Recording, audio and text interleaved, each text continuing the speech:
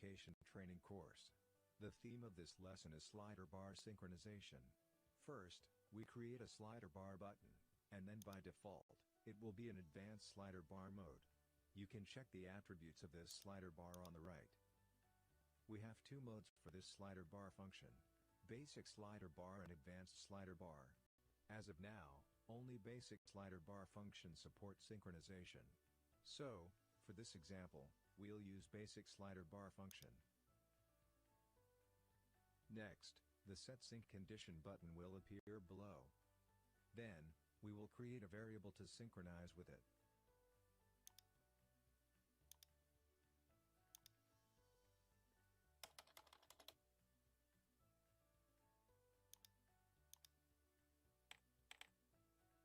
I created a variable here for volume and set the volume range from 0 to 255.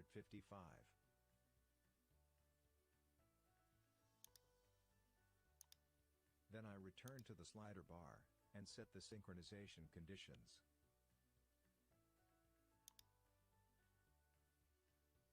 Select the volume variable, and the sync conditions will be set automatically.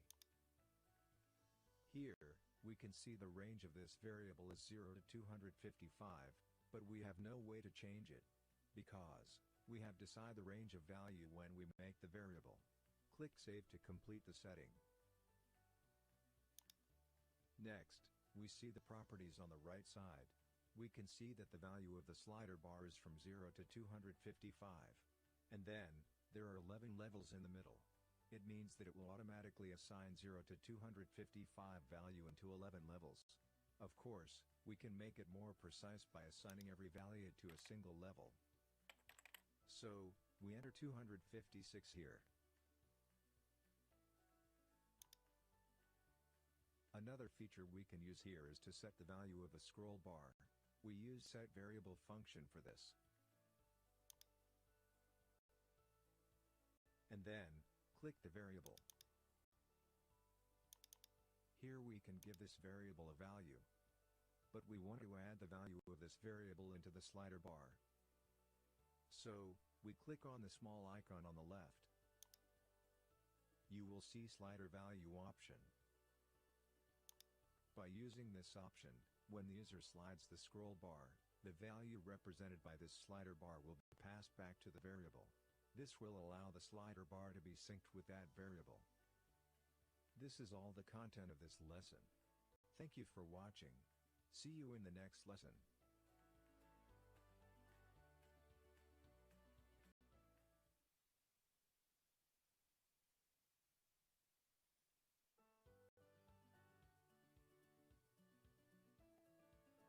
Hi, welcome back to the VK Online Education Training course. The theme of this lesson is text label synchronization. We'll use the previous lesson's project file for this example. Here, we create a text label. Then, we move to the right side and look at its properties. Here, we have a lot of attributes that can be changed. You can change its name, font, color and font size.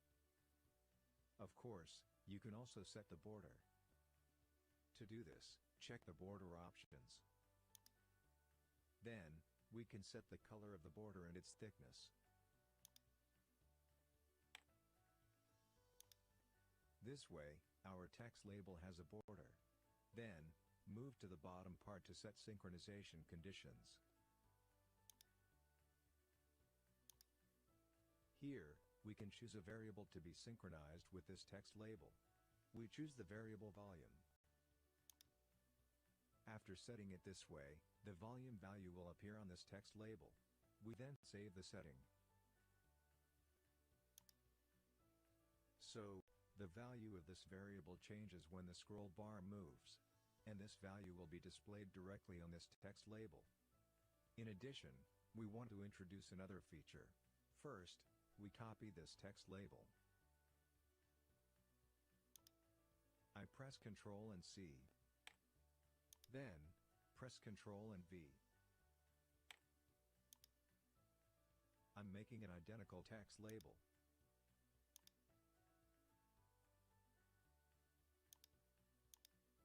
We click on the second text label and see its set synchronization conditions.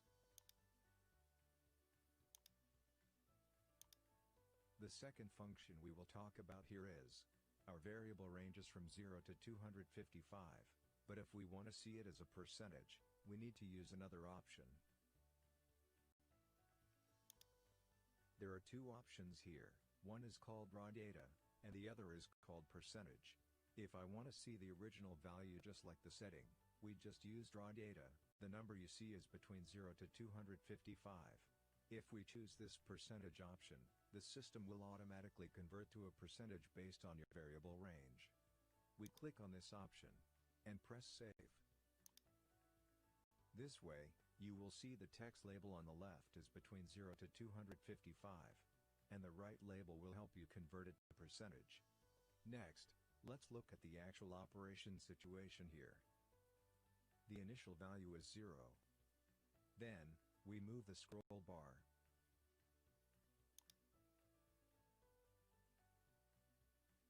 The first label will show that the real value of this variable is 34. And the other label will be converted into a percentage according to the range of this variable. 42%.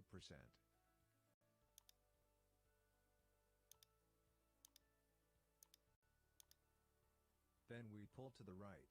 255 is 100%. This is all the content of this lesson. Thank you for watching. See you in the next lesson.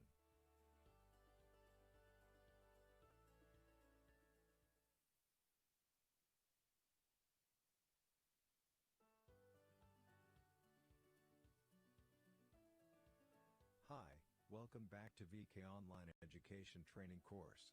The theme of this unit is monitoring events. First, we open the monitoring event tab. Press the plus sign to add a monitor event. Here, we will see that there are 5 different monitoring events. In the following lesson we will introduce it one by one. On this page, we can see the different devices that we can monitor. Like, we can monitor flag or variable value. Of course, we can also monitor the status of the I/O port. There are listen port and query port here. It can also monitor RS-232 and devices on TCP/IP. The only difference is that because of that, you have to send a query command to the device first. After the device receives this query command, it will feed back its message to the VK host. So basically, they are set in exactly the same way. The only difference is that the query port needs to make an additional setting, that is to choose a query command. Next, we have to actually test this function. Before testing, we need to have an auxiliary tool called server software. We install this server software on our computer and let VK control the host. We connect to this server software via TCP/IP connection. And, we can manually input any information from this software. It will help to simulate feedback messages received by VK control host. So, we'll be able to test all the monitoring functions on the VK. Next, let's create an example. First, I'll go to the device settings. Select the first port of the Ethernet port. Move to the property on the right. Here, we add a new device.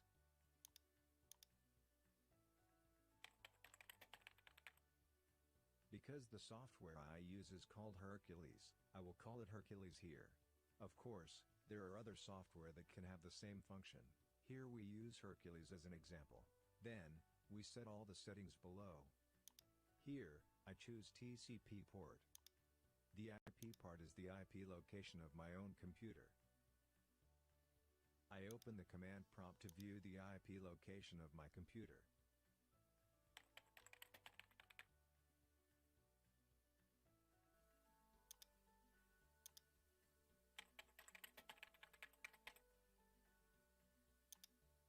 Then, on this communication port, you can enter anything here.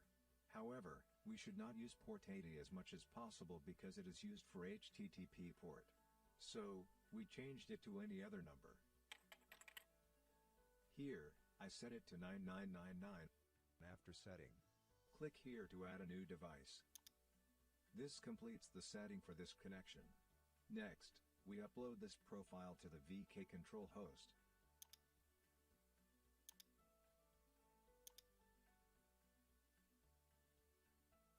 After upload, we then run Hercules.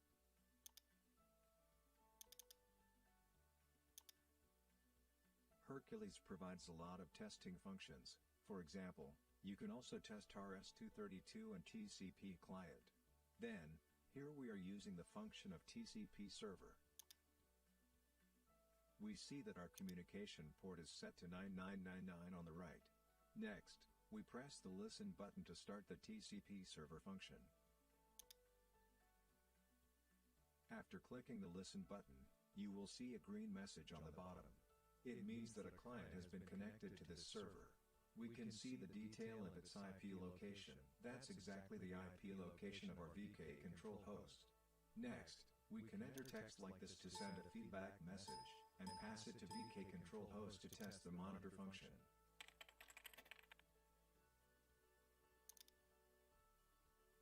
Another thing to pay special attention to is, the numbers and text entered here are ASCII code.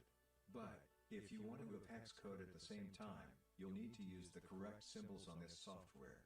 The symbol you can use is $symbol, sharp symbol, and lesser than symbol. Anything you write after that symbol will be treated as hex value. This is all the content of this unit. Thank you for watching. See you in the next lesson.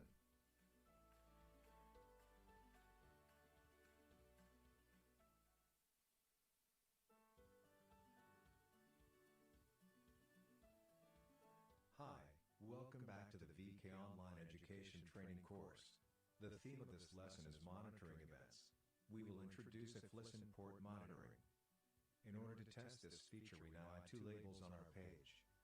Label 1 shows message, and label 2 shows where the message will appear. When we receive the correct feedback from the device, the text label 2 will be changed. In addition, we add a button to clear the content of the text label. So we use change label function.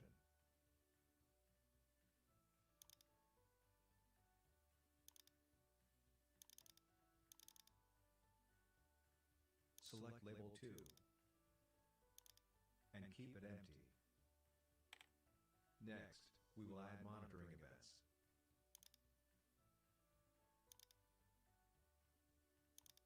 Here, we choose if option. Then, you can name this monitoring event. We'll name it test. As you can see on the right side, there is a query frequency. We can set how often VK check this monitoring event. In this example, we keep it at half a seconds. Next, we choose which device to monitor. We choose listen port and go to the next step. Here, we can choose the port we want to monitor. You can choose RS-232 port, or the new one we just created, Ethernet connection. This connection is connected to the third-party server software. We add it to the condition tab. After adding, you will see the condition of this listen port in the condition tab. We double-click on it.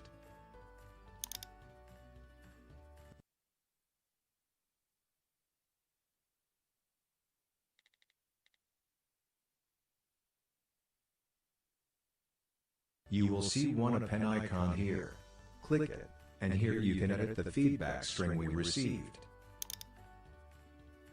We have two ways to intercept the string. The first is a non-fixed length string. The second is a fixed length string. If the length of feedback that we received is always fixed, we can choose fixed length string. It will retrieve the feedback message on the exact position you set and extract the string. But, if we can't determine the length of the string, we can use this non-fixed length option. In most cases, we can use non-fixed method to intercept the string. Next, we check what is the format of the string we want to extract. If the feedback message is using hex code, we have to choose hex code. Then, we use strings here for the example. On the blank text box, we want to enter the format of the string you will receive. Our example here is 3x for the front digits, 1, 2, 3 for the middle digits, and 3y on the last digits. and press apply on the right. The part we want to extract is the middle number 1, 2, 3. So, we click on the last text and the first Y for the start and end position. If you cut it off like this, you can see that the light gray part is exactly 1, 2, 3. The light gray part is the number we want to intercept. Then the dark gray part means that if the string should conform to this format, it will have to first find 3x, and then find 3y, before capturing the 1, 2, 3. Next step, we want to set up the conditions for this number. We can choose whether it is equal to, not equal to, include, or exclude, or a logical way to get rid of or judge this number. I will use equal to for this example. I will make it equal to 1, 2, 3. Press OK to complete the setting. This means that when the string I received today matches all the conditions I've mentioned earlier, there are 3x in front and 3y in the back. And also, the middle number is exactly equal to 1, 2, 3. Then you can do the following actions. Depending on the situation you use, you can choose different control commands. Now, for our test, we will change the content of the text label. We choose Change Label function.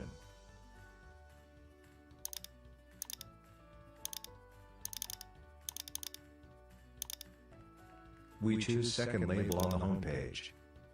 When this condition is met, we'll let VK change the label to OK. After everything is complete, we upload this profile to the control host and see the actual operation.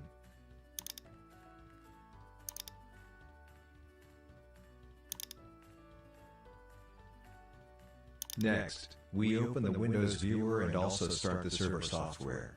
We use Hercules to send the input string to the VK control host. I first input 3x1233y, and this string meets the conditions of our monitoring events. Since the monitoring event meets its conditions, the text label will be changed to OK. Now, we try again with different string. Let's clear this label first by clicking the Clear button.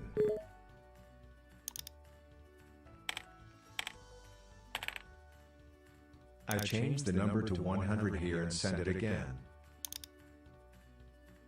Since this does not meet the conditions of our monitoring event, it will not trigger the change of the text label. In other words, whether the number in the middle is different, or the number before and after it is different, it won't satisfy this monitoring event, so they won't do the next action. There is another point that requires special attention. I will enter 1, 2, 3 again and send it.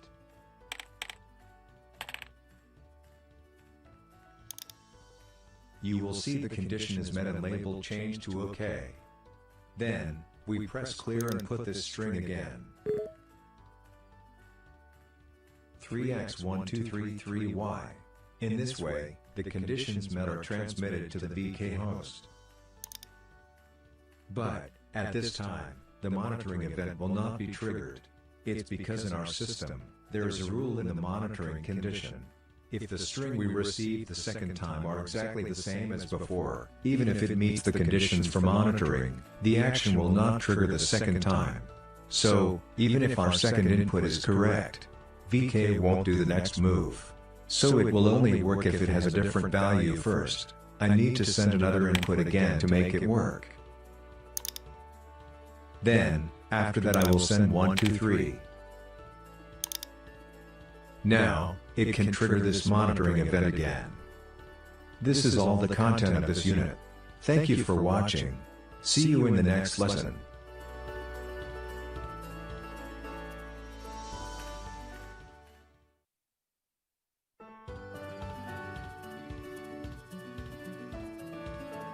Hi, welcome back to the VK Online Education Training course. The theme of this lesson is monitoring events. Let's continue the application of the previous lesson. Let's try another way of if monitoring. Let's go back to the monitoring event we created earlier. Then, we enter the feedback editor. Here, we clear it first. we choose another option for this. We select fixed string length. In this way of return message capturing, VK will not consider the format of the text. It would just extract these strings from two positions you defined. Previously, we tried string. This time, we use number as our example. Click OK.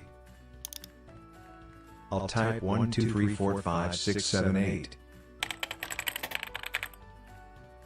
Press OK. I can choose from which position VK will catch the numbers. For example, I take third to fourth digit. The next thing to set is how the return message will trigger the action. Previously, we are using string type, so there will be equal to, not equal to, include, and exclude. However, if it's a number, you'll need to use logic operation judgment like this.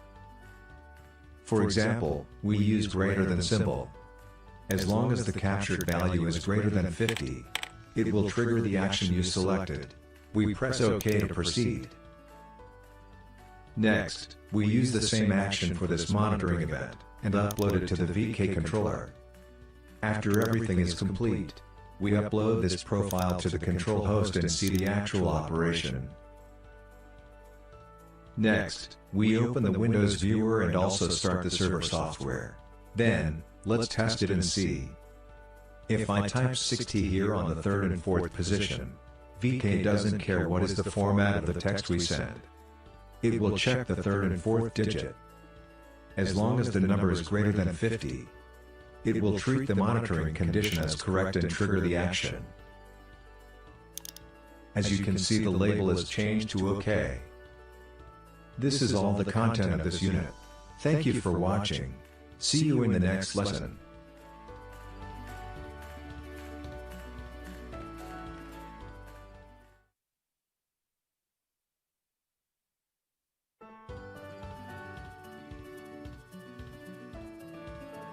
Hi, welcome back to the VK Online Education Training course. The theme of this unit is monitoring events. We'll introduce query port monitoring function.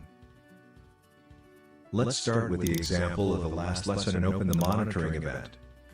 First, we delete the previous conditions and select query port. Click the condition and then click the trash can icon. Then, we select query port. We select Hercules that we created earlier and connect it to the computer.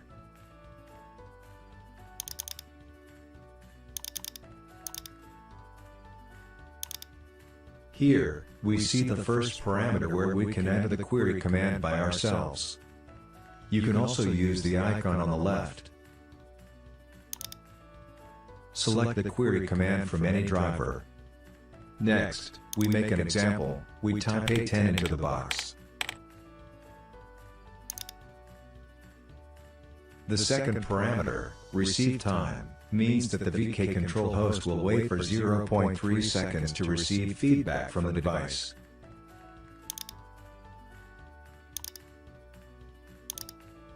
In this example, we set it to 2 seconds, so the VK control host will wait 2 seconds to collect any feedback.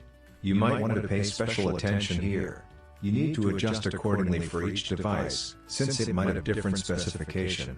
If you adjust it too fast, it is possible that the VK controller will receive incomplete feedback strings. However, if you set it for too long, it will also make the cycle time of this monitoring event to become longer. So, we need to make sure the receive time is reasonable. As you can see, by default, this monitoring event will be triggered every half a second. Then, after sending out the query command, the control host will wait for 2 seconds to receive feedback, which is 0.5 plus 2 seconds. The cycle of this monitoring event is 2.5 seconds. Now, let's set the feedback conditions.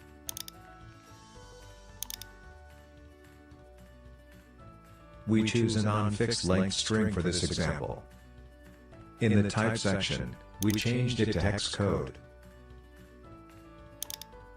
This prompt will tell you, doing this action will remove the current settings, but the part of the action command will be retained. Press OK to proceed. Here, we can enter hex code directly. Because we set the type as hex code, VK will treat these numbers as hex code. Then press OK to proceed. Same capturing method, we intercept the middle number. In other words, when the VK host found the hex code 02 and the hex code 03, it will extract all the hex code between them.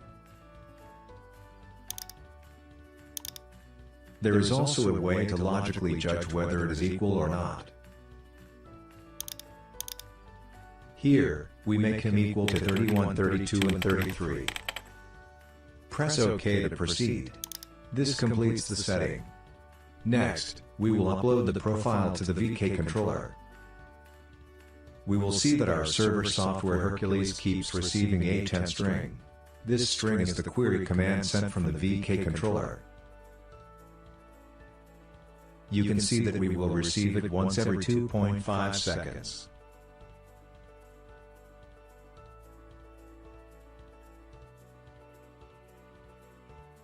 Next, let's enter feedback.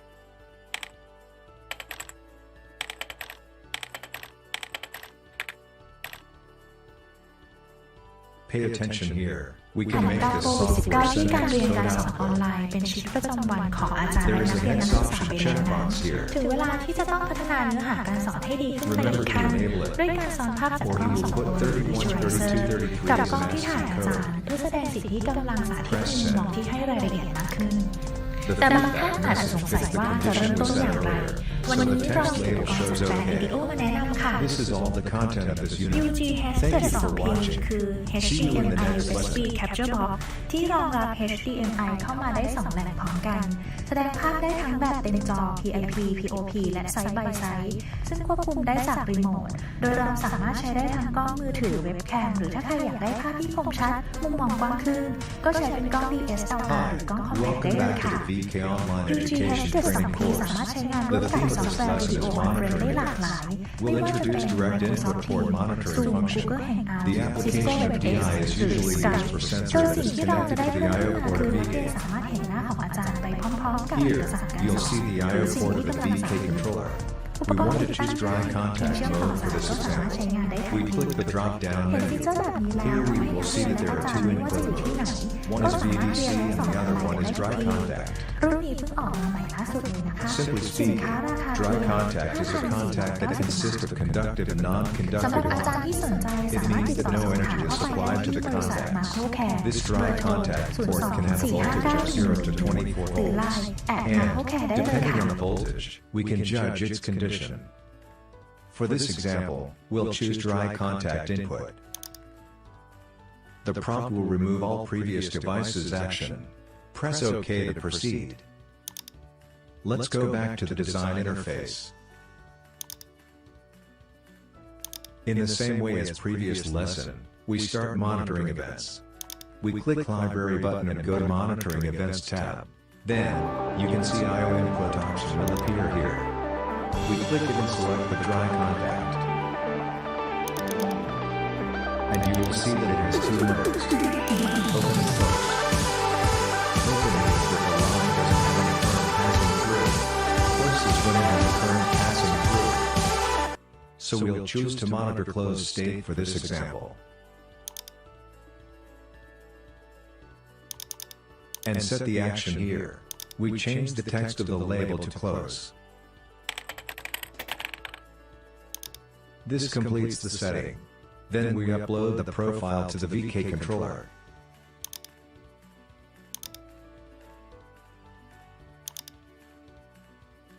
Now, using a circuit board, I turn the relay on to supply a voltage to the dry contact input. The feedback message fits the condition we set earlier, so the text label shows close. This is all the content of this unit. Thank you for watching. See you in the next lesson.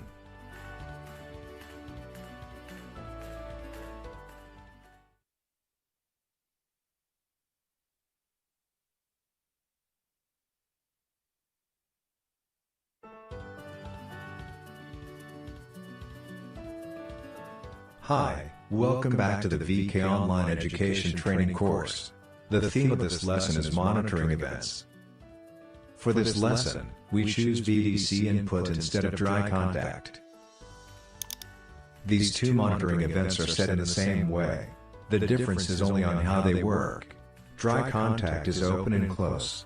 These two states are based on conductive line and non-conductive line. VDC is based on lower threshold and upper threshold of the voltage. These two states are based on the determined voltage of the connection. Then, we see the property on the right side to set the range of this voltage. Here, we will see the voltage settings of the upper and lower threshold value. It can be set from 1 to 24. Here I set the lower threshold to 5 volts. And then set the upper value to 12 volts. What this means is that, if the voltage that is currently passing is greater than 12 volts, it will trigger high state action. If the voltage is lower than 5 volts, it will trigger the lower state action. This is all the content of this unit. Thank you for watching. See you in the next lesson.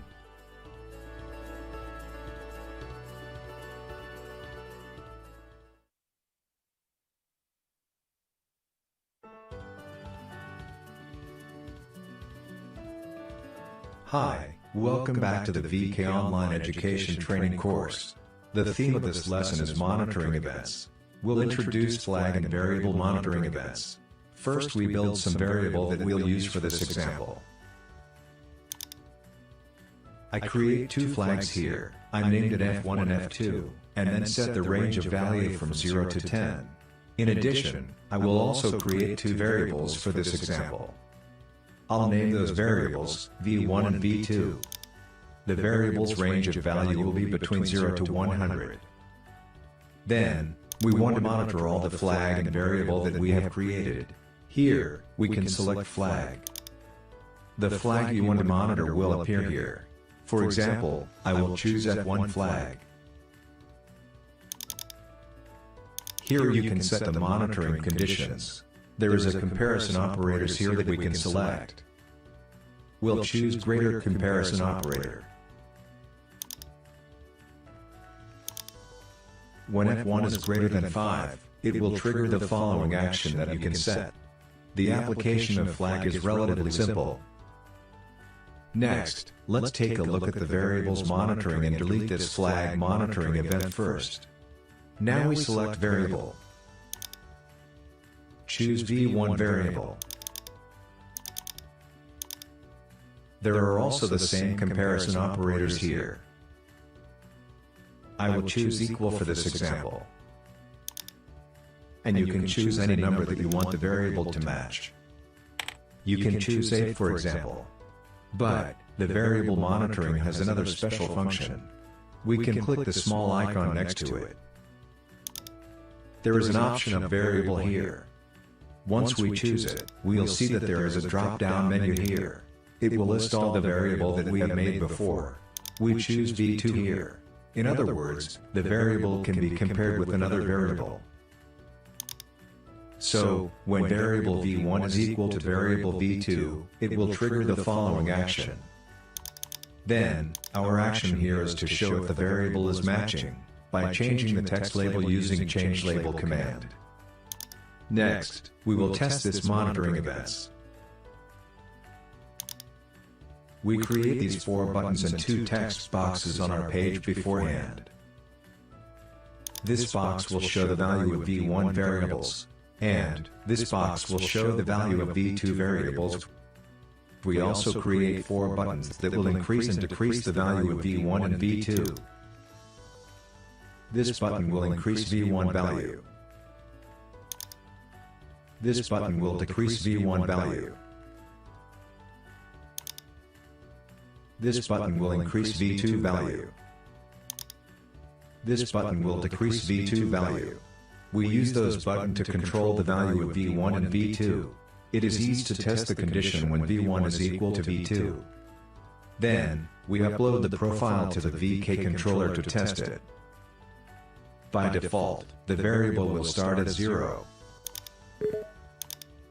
I'll increase the value of V2 first, and then increase the value of V1 until they matched. This monitoring condition is met when v1 is equal to v2, so the text label will show the word match. However, there are some rules that you need to pay attention to. I'll show it to you using this example. Now, I'll increase the value of v1 first, and then increase the value of v2. As you can see, even though they matched, the condition for monitoring will not be met. Because we set the condition that v1 is equal to v2, and the criteria is based on the value of v1, it means that the value of v1 needs to be changed to be equal to v2. Only then will the conditions for this condition be met. So if v2 value is changed to be 1, it will not meet this condition. We test it again. I'll increase v1 value, and then increase the v2 value. As you can see, it does not trigger the condition. Then, this time, I increase the value of v2 first, and then increase v1. The value of v1 changed to v2 and it met the condition of this monitoring event. This is all the content of this unit. Thank you for watching. See you in the next lesson.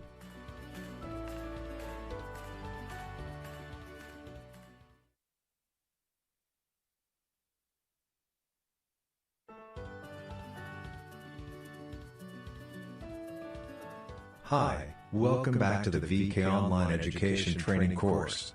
The theme of this lesson is monitoring events. We'll use the same project file as the previous lesson.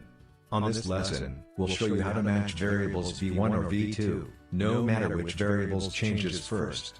And, it will always trigger the action as long as they have the same values. This is how we can do it. We first go back to the settings on VK6000. Here is where the monitoring conditions are set.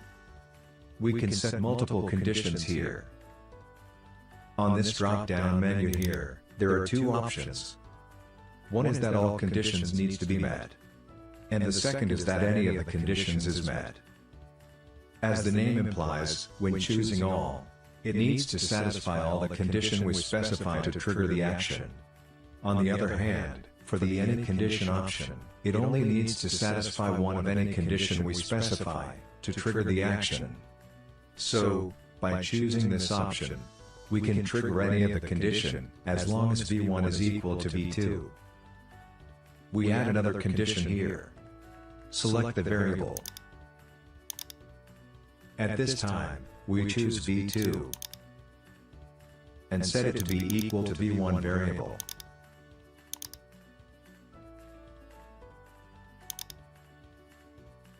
In this case, if v1 value changes or v2 value changes, it will trigger the action.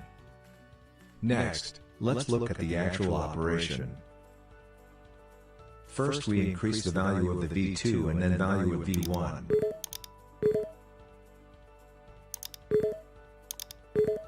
This action is triggered when v1 is equal to v2. Now, we try the other way. Increase the value of v1, and then increase the value of v2. This action is triggered when v2 is equal to v1. So as you can see, the action will be triggered as long as the value of the variables is the same. This is all the content of this unit. Thank you for watching. See you in the next lesson.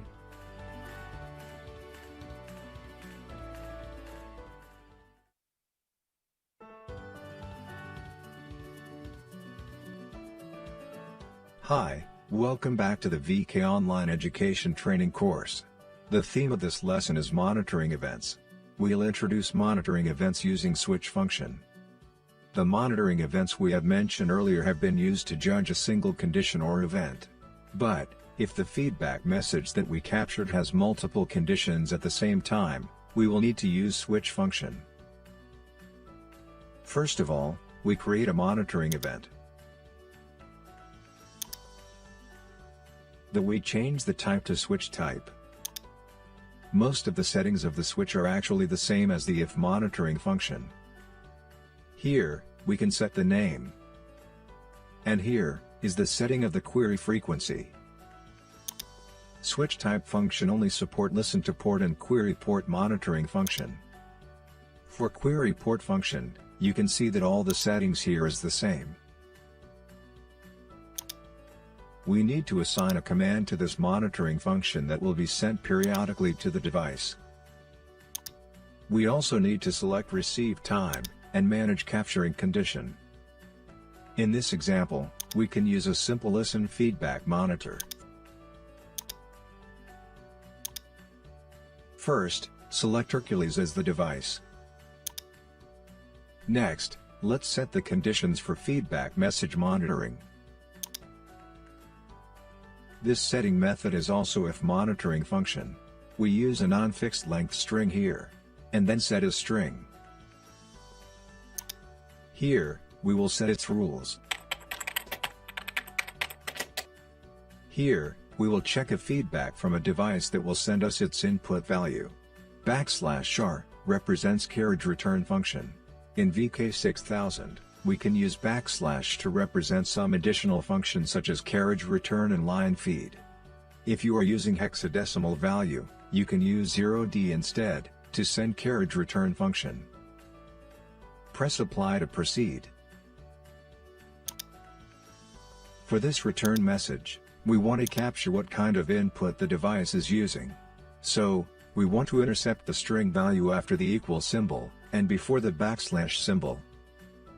As you can see, if you are using switch type monitoring, you'll not see conditional judgment parameter here. Click OK to return. On the left side, you'll see a drop-down menu called Default Case. Click it, and you'll see there are a few options. Case 1 represent the first conditional judgment parameter that you can assign. If you have more than one case, then you can click Add More Cases to add case number 2, and so on. At this time, you will see that case 1 and case 2 represent two different conditions. We first choose case 1. There are two empty fields on the right side. The first field is to name the condition you'll check. For this example, we'll name it PC. Then, the second field is the string that you want to compare to the feedback message you have set earlier. For case 1, we'll set it as VGA. So, when the feedback message is equal to VGA, VK will trigger the next action. We'll determine the next action to change the content of the text label, for example.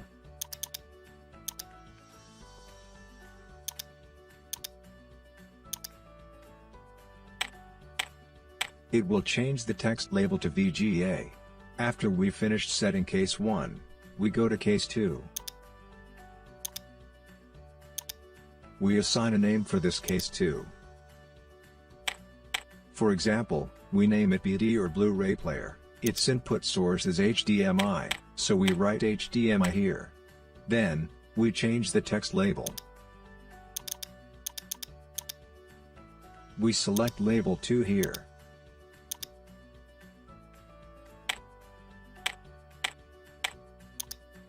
This completes the settings for two conditions. If there are more input, we can add more cases. In addition, if the feedback doesn't satisfy any of the cases we have set, we can add an action to the default case option. It means, the action in this default case will be triggered instead. So, on this default case option, we create a command to change label to no input, indicating that there is no input detected from the feedback message.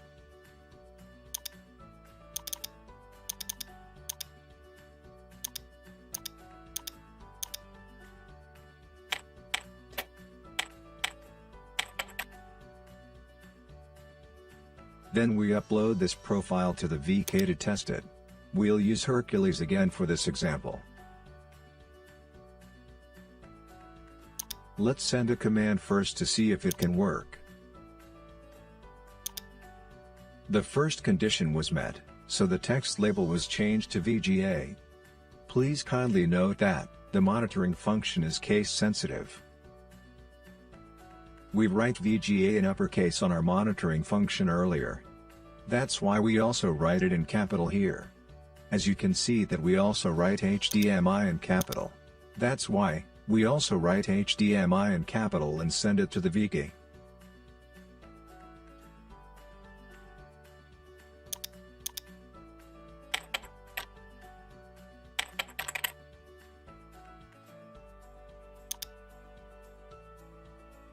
Text label becomes HDMI, indicating the feedback message is correct.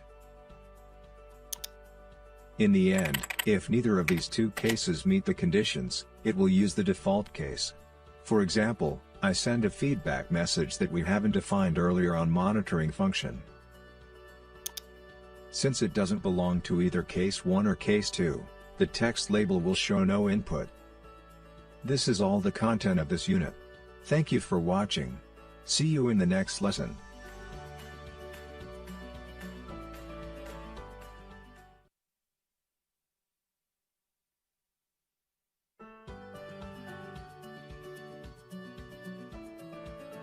Hi, welcome back to the VK Online Education Training course. The theme of this lesson is monitoring events. We'll introduce you to bypass monitoring event. The feature of bypass function is to store the value we get from feedback message, and then stored it in a variable. Then, we can use this variable to display its content on text labels, or be synchronized with other VK components. Let's create a variable for this example. Here, I create a variable that we've used before on earlier lesson. We named it volume. And then we set a range between 0 to 255.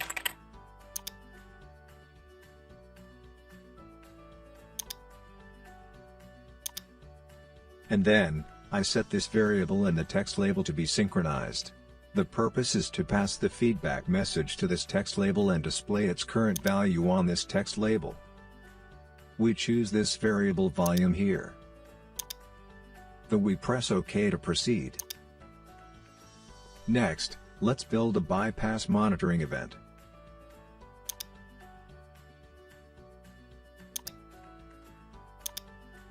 We choose bypass as the monitoring event function. We'll use test as the variable name, and keep the default query frequency, which is half a second. We choose listen to port monitoring function for this example, and then select Hercules as the device.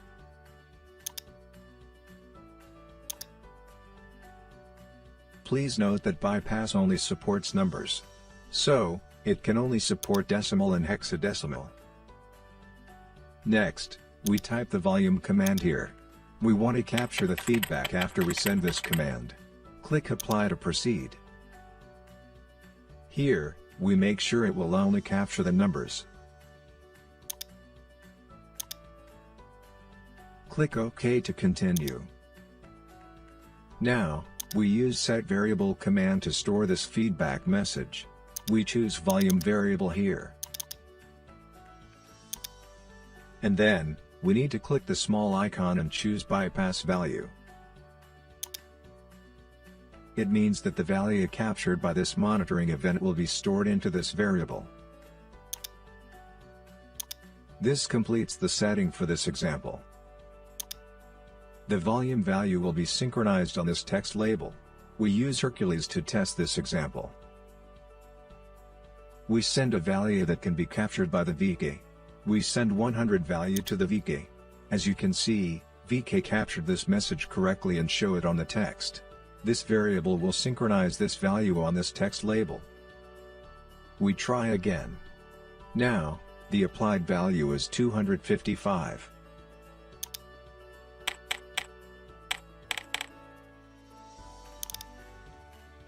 This is all the content of this unit.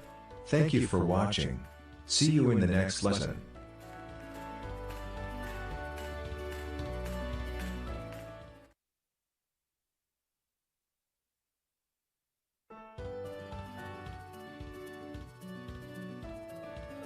Hi, welcome back to VK Online Education Training course.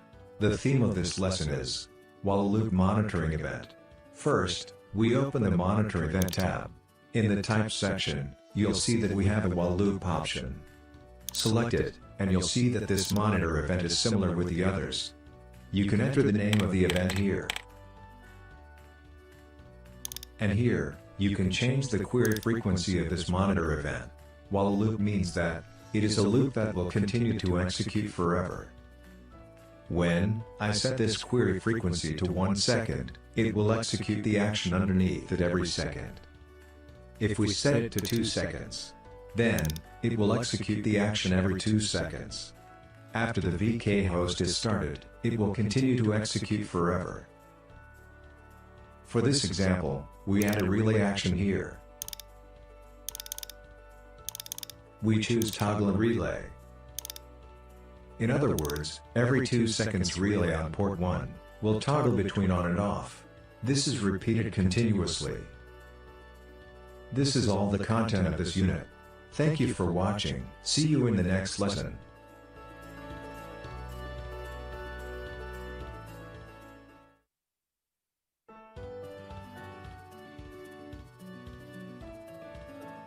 Hi, welcome back to VK Online Education Training course. The theme of this lesson is while loop timer.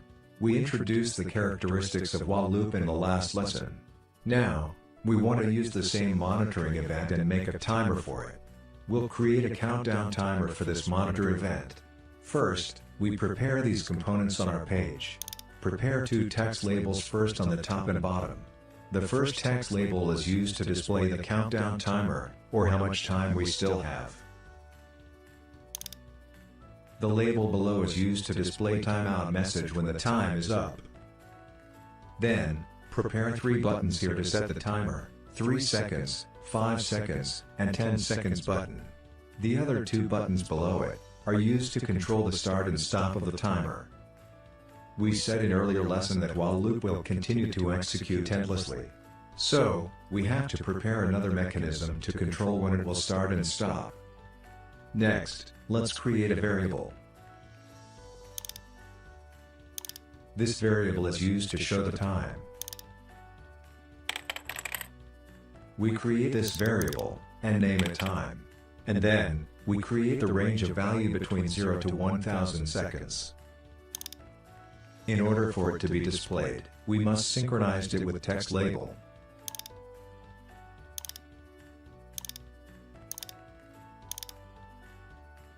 The next thing we have to do is to control the timer switch. We can use a flag to achieve this.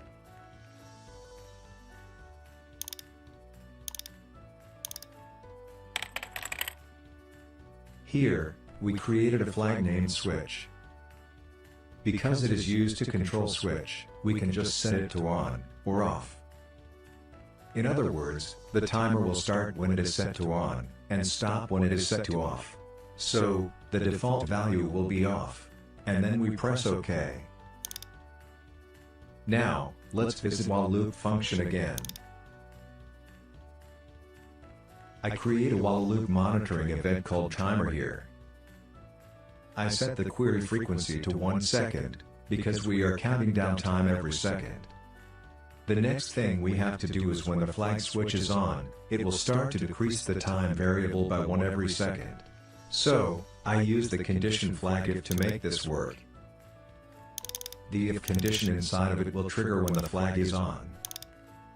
Then, let's make the variable to be decreased each second, using setVariable function. Drag this time variable into the range of if conditional function. What we have to do is to decrease it by 1 every second. This completes our while loop monitoring setting. To summarize, this while loop will be executed every 1 second. And, when the switch flag state is on, it will reduce the time variable by 1 every second. And, if the flag is turned off, it will stop reducing the value, which means it will stop the timer. Next, let's complete the settings on our page. Here, we want to set the button that can increase the value of the timer when it's pressed. We'll use setVariable function for this. The first button is 3 seconds.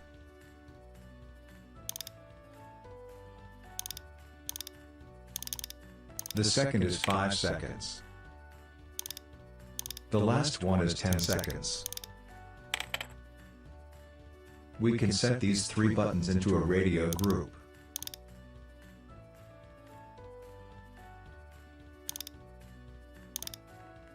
Next is the start and stop buttons. For the start button, we make this button switch flag on. And then, the stop button will switch the flag off. So, all this function will let the user to select the timer, and press the start button to start the countdown. Finally, when the time is up, we have to display the text label underneath. We want to show timeout and stop the timer. Here, we have a very convenient feature to achieve this. We go to Variable tab. This is another feature of variable function. We can trigger the action that we have set underneath when the variable fulfill a condition. In other words, the variable itself will monitor for itself whether there is a change within this variable. If this condition is met, then you can perform the following actions. So, we are using variable if function. When the time is equal to 0, the text label will show timeout. Then, there are two things we need to do. The first one is to display timeout in the text label underneath.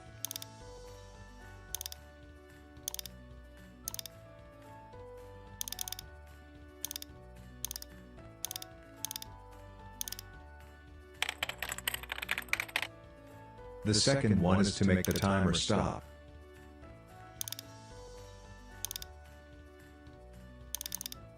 Let's adjust the order.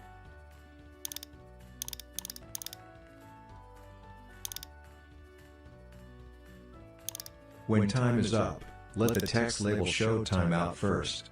And then, close this timer. Now, everything is set. Next we will test all this function. In addition, in order to let us see the displayed status correctly, we need to add a clear text label command. So, on the buttons to increase the timer value, we add a clear text label command.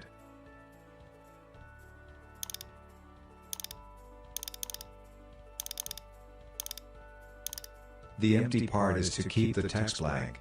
We do this for all three buttons.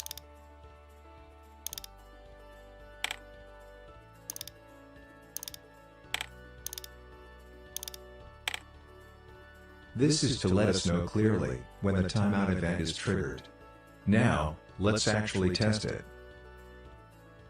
Here, you can choose how long the timer is.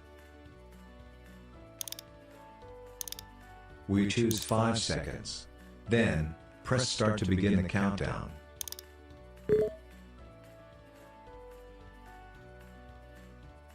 Timeout will appear at 0 seconds. This is all the content of this unit. Thank you for watching. See you in the next lesson.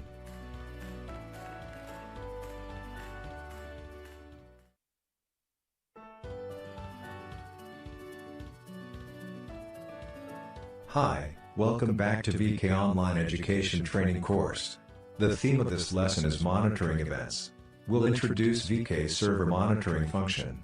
This function is mainly used to let third-party controller to control VK system by sending their messages using standard TCP/IP connection and send the status to that controller.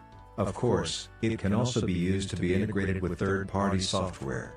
We just need to connect the devices and software to default communication port 43520. You can pass messages and commands using third-party controller. By default, the functions of the VK server are all opened, and its communication port is 43520. And, we can change the port to the one we want. Next, let's create a simple example.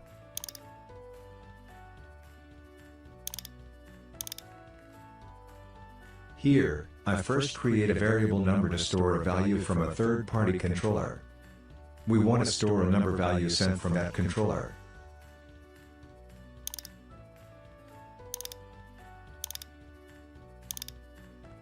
At the same time, we will synchronize that variable to the label on our page.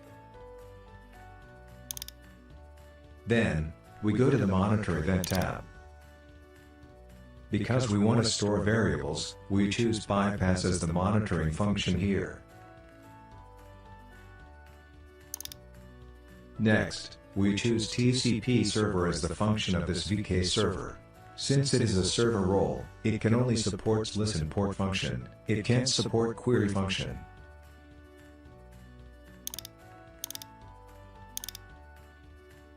Then, let's see the settings for return message monitoring tab. Here, we don't need to change anything, because we just wanted to store the value from third-party software. We want to save all the numbers, so we just leave it blank here. Now, we use set variable to store the number.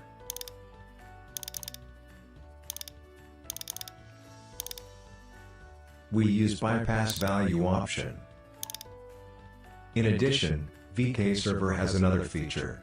When it receives a message, it can send a return message to third-party software as a feedback.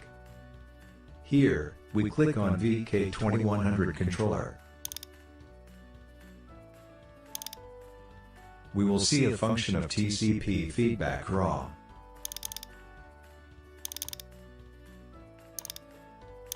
We can use this function to send some messages from VK Server after we received a message from third-party software.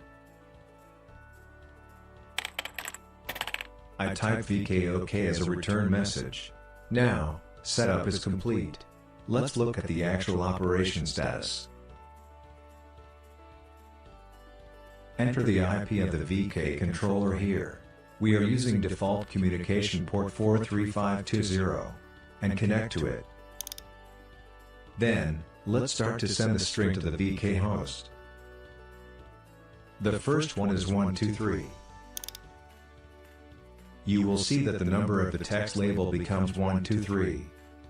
And we also receive a feedback message from the VK server. Next, we send 456 and 789. There are also return message from the VK server. This is all the content of this unit. Thank you for watching. See you in the next lesson.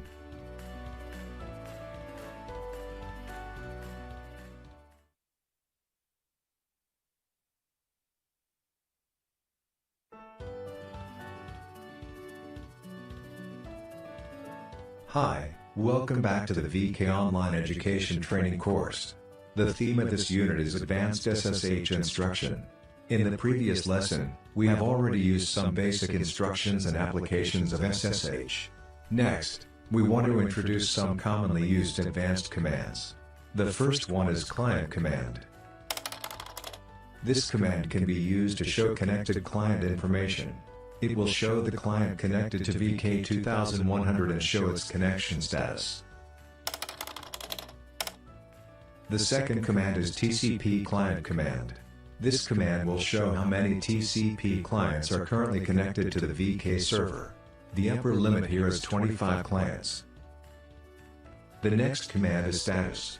This command can be used to view the VK control host commands and messages that it currently transmit and receive.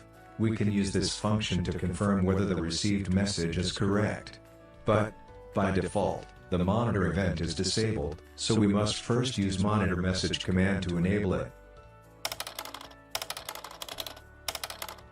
You can refer to the instructions above to enter the commands. The parameter -e here means enable. After enabling it, we can send status command to see all the transmitted and received messages. We can see the order and the status of all the commands and messages. Here you can see, the light blue word is the command to send the query function. Then, the yellow word is the feedback from the device. This is all the content of this unit. Thank you for watching. See you in the next lesson.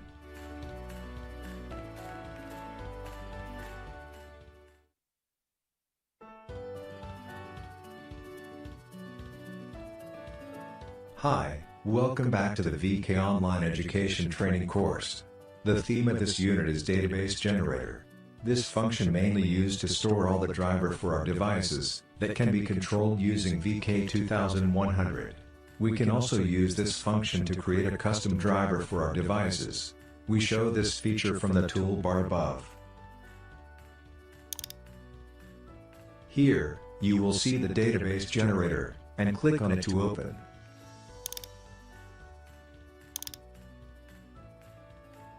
In the startup window, it will ask you whether you want to add a new device. Add device from A10 library, and copy it to your own library. Or the last one, add device from driver file.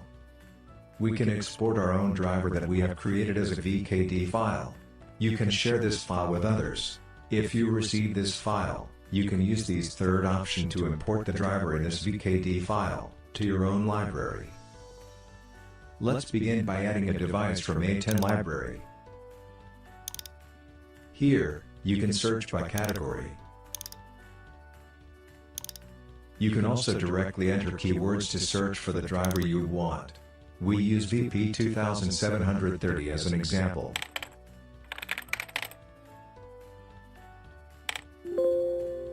You'll see a VP2730 driver. Check the option, and click Add to My Library button.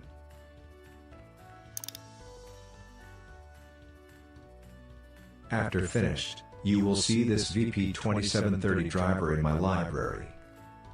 We can click it, and then see the content inside. On the left panel, it will display the equipment brand and its classification model. There is also a history here. There are usually some modified messages here, to show any other information about this driver. You can also write the information here by yourself. Next, you can check its communication protocol, whether it is using RS-232, or other type of connections. And underneath it, you can check its port settings. On the right panel, you can see the name of all the functions and commands it actually have. Here, we can also use the database generator directly. It is able to connect to the VK2100 controller directly to test this command. We first select this command. Its function is switch the source of input and output. Click Send here to send it. Next, connect to your VK controller. It will automatically search the controller, or you can directly enter the IP to find it. Found my VK controller here. We select it. Then, select the port. Here, we choose the fourth port of RS-232. Click OK to proceed. Now, select the parameters of the command to be sent. There is an input and output selection here. If you choose the first one, it will send all the parameters. Here, we choose one of the instructions to send it to the device. We select input 2 here and output 1 here. Click Send Test command to proceed. You will see its completion message, and the return message of this device. The return message is command OK. It means VP2730 returns command OK message, after switching input 2 to output 1. This also means that the action is done on VP2730. Then, there is a function to allow us to store this feedback message. Here, we press Add. And then click the feedback below. You will see that the command OK message has been saved here. And, you can name this feedback. And press Save and Exit.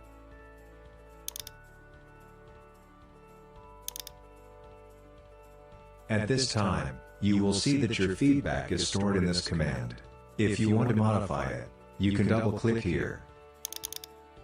You can see the feedback you just saved. Of course, you can store multiple feedback in one command.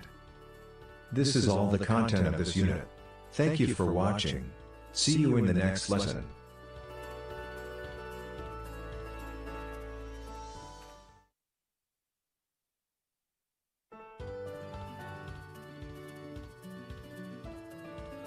Hi, welcome back to the VK Online Education Training course. The theme of this lesson is new driver creation. First, we open the database generator. Click here to add. Before creating a new driver, we try to fill as many information as possible. so that the information will be helpful.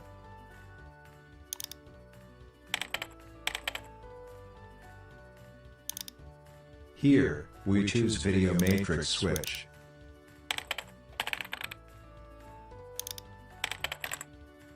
Then, check its communication method.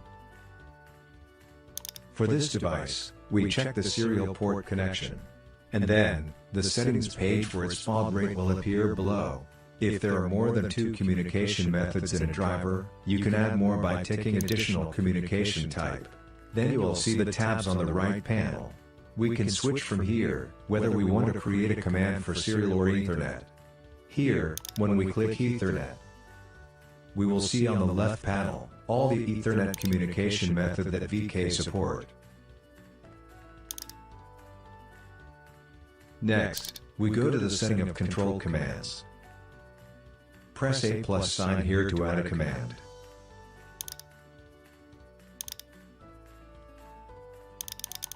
The first part is the name of the control command.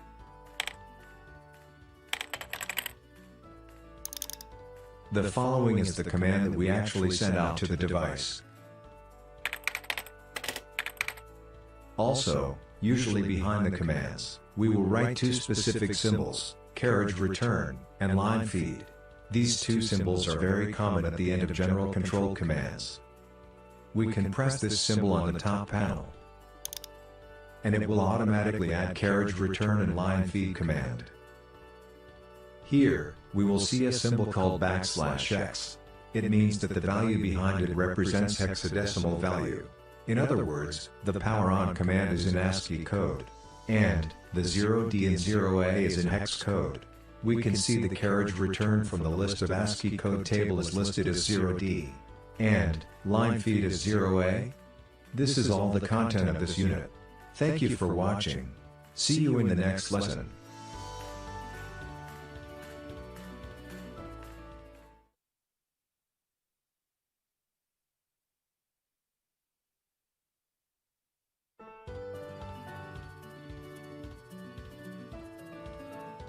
Hi, welcome back to the VK Online Education Training course. The theme of this lesson is Database Generator. We'll introduce more function on this Database Generator feature. On the top panel, you'll be able to choose between hex code and ASCII code. First, let's try entering a command using hex code. We enter the command here at this time. VK will treat 02030F as hex value. Next, let's change the type to ASCII. Please note, when switching, the commands that were originally entered will disappear. So, please consider clearly before you create a function. You want to make sure it's already using the correct one.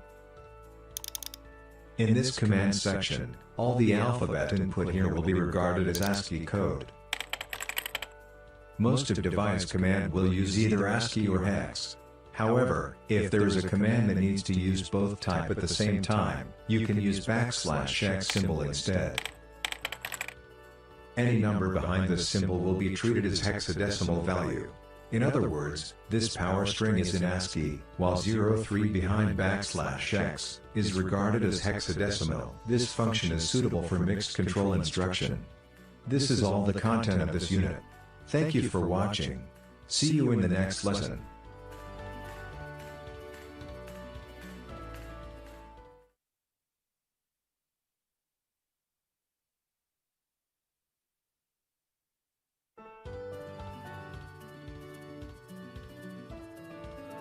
Hi, welcome back to the VK Online Education Training course. The theme of this lesson is Database Generator Creation Rule. Here we will see that there are 2 commands, power off and power on, which are quite common. The command of these function is the same power command. The on and off at the back is its parameter. However, it's a little cumbersome to create 2 instructions separately for on and off like this. We should let the user have a drop-down menu when entering these parameters. This will allow the user to easily select between on and off. In this way, we don't need to build a lot of instructions, we only need one instruction to represent power on and off. In order to do this, we need to use square brackets, which is the drop-down menu symbol for VK command creation. Here, I put on and off in square brackets. This square bracket is a drop-down menu symbol that can also put variables inside of it. It allows us to set a value range. For this example, we only have 2 parameters, so we fill in them separately. We need to separate it using commas. And then, we will see an exclamation mark icon appears in the name part. This means that, as long as you use brackets, this function will have a drop-down menu. So you will need to name the function accordingly. In the name part, we use an asterisk symbol to represent the position of this drop-down menu.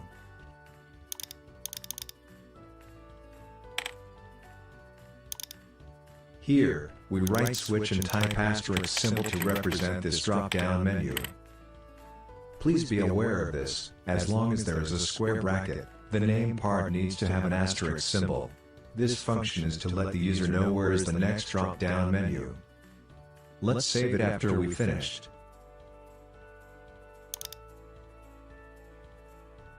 And import it to VK6000. Choose my library here. Import the driver we just added.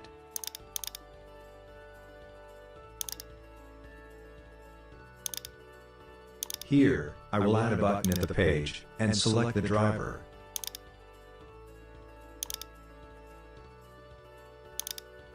You will see that the command you just created has power on and off, without any parameters. In addition, there will be a power switch command. A drop-down menu is generated here. You can choose on and off. This is all the content of this unit. Thank you for watching. See you in the next lesson.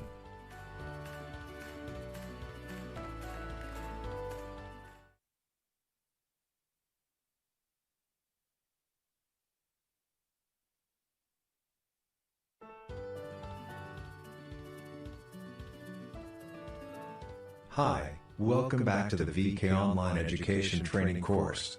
The theme of this lesson is Database Generator Creation Rule. We use the same example as the previous lesson. On the command page, you will see several commands. However, this time, the commands will use decimal number as its parameter. Generally speaking, power 0 means off, and power 1 stands for on. So according to the rules we have mentioned on previous lesson, we want to use drop-down menu also. First, we enter 0 and 1 here. We put in these 2 parameters like this. Of course, we also need to put an asterisk like before. But, the problem is, the user may not know that 0 means off, and 1 means on. So, when they see 0 and 1 in the drop-down menu, users will not know which one to choose. In order to solve this, we use an equal symbol here. And then, put a nickname for these 2 parameters.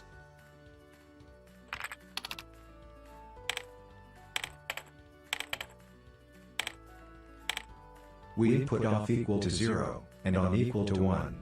Then, when the user pulls down the menu, they will see off and on, instead of 0 and 1. However, VK will still send the command as 0 and 1. Let's take a look at the result.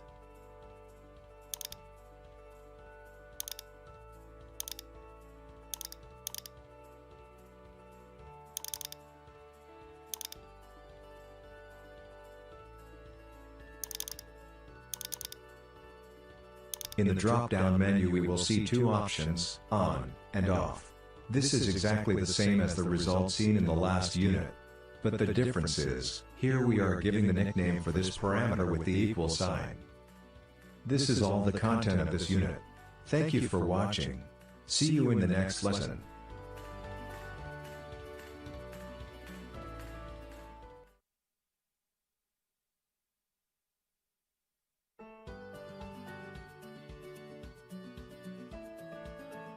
Hi, welcome back to the VK Online Education Training course. The theme of this lesson is Database Generator Creation Rule. This is the example of the previous lesson. Now, Let's move on to another application of square brackets. We assume there is a command here called volume control command named volume. And then we need to make its parameter using a range of value. The purpose is to let the user adjust the volume. Here, we can input it like this. I use dash symbol to make the volume adjustment range from 50 to 90. Of course, you can decide the range of the volume you want to adjust. For this example, we'll simply use 50 to 90 to generate a drop-down menu example. The drop-down menu will show all the range of numbers from 50 to 90.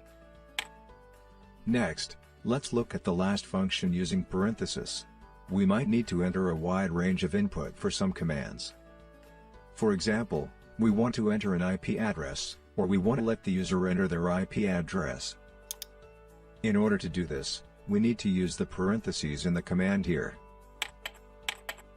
Then there will be an input option for the user to enter his IP location by himself, or other parameters related to the commands. Now, let's look at the results. We add the volume command here. As we can see, the volume can be adjusted from 50 to 90. We can see all the numbers between this range.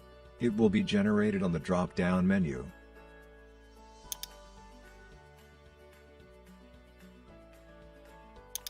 The other one is IP. Using this command, the user can input it by himself. This is all the content of this unit. Thank you for watching.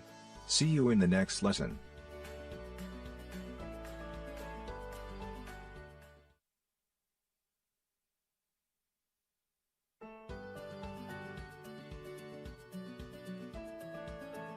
Hi, welcome back to VK Online Education Training course.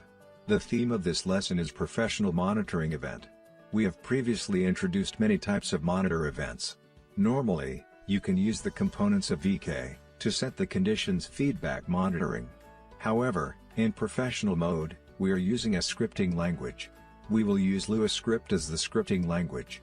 We will use it to capture and parse the feedback from the device. In other words, we can use the characteristics of Lua script to parse very complex feedback message. And, we can also capture multiple message into our variables at the same time. So, in fact, the efficiency of this scripting language is very good. Next, let's take a look at the VK design page. For this example, we'll use VM3200 as our device. It's a common situation to integrate VK with VM3200, and synchronize all of its input and output. First of all, we have created 32 variables, which are output 1 to output 32. These variables are used to store the source of the input in each output. Then, on the design page, we created 32 text labels. Separately from output 1 to 32.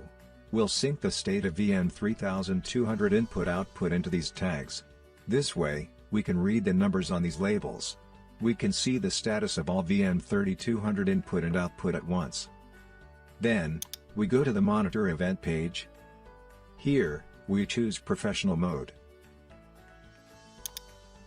Most of the settings is similar to the previous monitoring event we have explained earlier. We create a query command for this task. We'll use it to read the value of VM3200. Next, you will see an edit button in the middle. This is where the Lua script is written.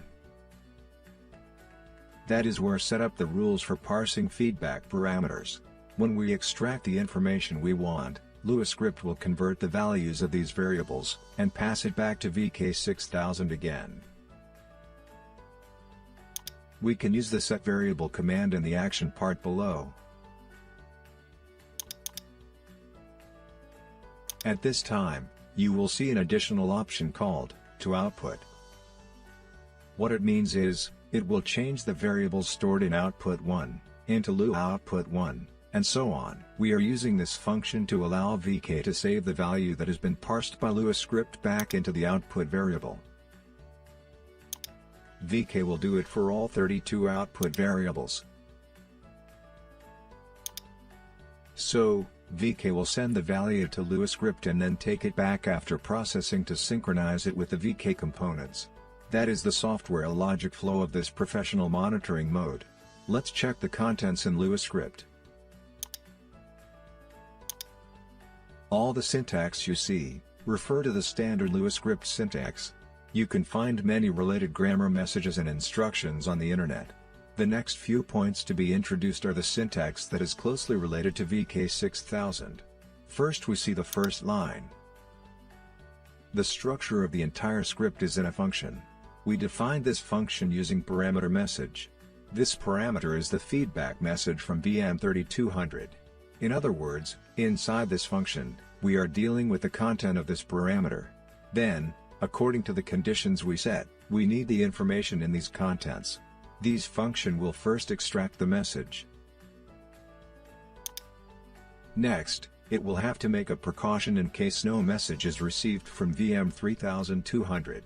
This variable will become nil or empty when no data is obtained. So, here we use a conditional judgment. To judge if the message are equal to nil or empty, it will use the keyword return end. This will end the script function. This part is very important, so we suggest to use it at the beginning of every professional mode. Next, we will see this special syntax, called VK hex to ASCII. Because all the strings that enter the VK system are all stored in the form of hex code. Then, we want to use this syntax to change it to ASCII code. I converted from message variable to data variable using this syntax. In other words, the message contains the feedback in the form of hex code stored in the original VK. Using this syntax, we save it to variable data. It will become a feedback message in the form of ASCII code. Then the next part is the rules for retrieving feedback message. On the bottom part, we can see that we store the value in each output into an SW array. This concept will be introduced in detail in the following training courses. So according to our rules, the names of all the variables that need to be passed back must be like this. Because we have to pass these values back to VK6000. By definitions, it needs to have VK_var in front of its variable name. And then we need to combine it with the name of the variable Lua output 1. We can create many variables in Lua script, but as long as the value of this variable needs to be passed back to VK6000, then the name of this variable must follow this format. We also needs to pay attention to the number 1, which represents the ID name of this variable. ID name cannot be repeated.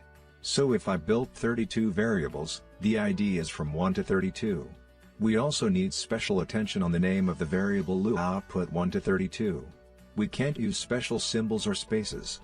From here you can see that I set the values in the array SW, one by one, and passed to this VK specially defined variable VK_var Lua output. After storing, we will use this command called vkdo commands. Vkdo commands is a bit like the function of the return command. It will pass the values of these variables back to VK6000. This vkdo command must also use such a fixed format. And it also has an ID.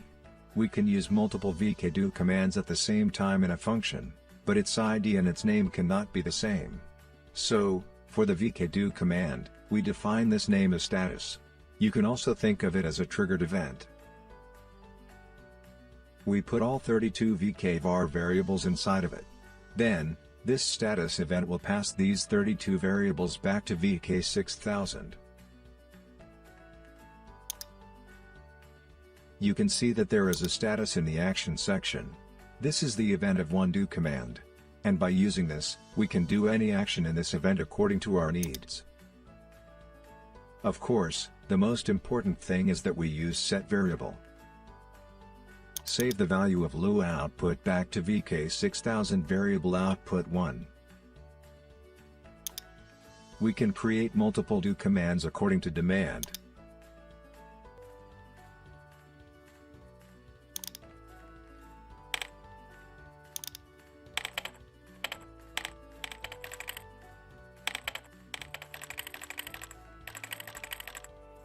I will create a new ID to here. The name of the variable is error, but the difference is, I just want to generate an event. In this error event, I don't store any variables. Here you will see a new event called error. We can define the action we want to do in this error event. And we can also use the status action we have earlier. It is what we originally defined to pass the variables of Lewis script as VK6000. This is all the content of this unit. Thank you for watching. See you in the next lesson.